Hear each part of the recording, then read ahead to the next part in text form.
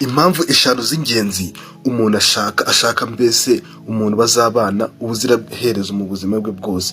Impamvu ya mbere ni ukugira ngo abone uzamufasha mu marangamutima ye, agashaka umuntu nyine yizera bya nyabyo, umuntu wa wundi azumva nawe akamwumvira ibye, akumva ibibazo bye, bagasangira mbega buri kimwe cyose.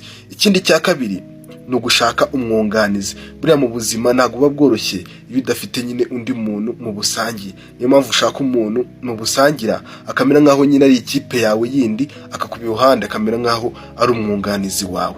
Icya gatatu ni ugushaka amahoro yo mu mutwe cyangwa se amahoro yo mu mutima.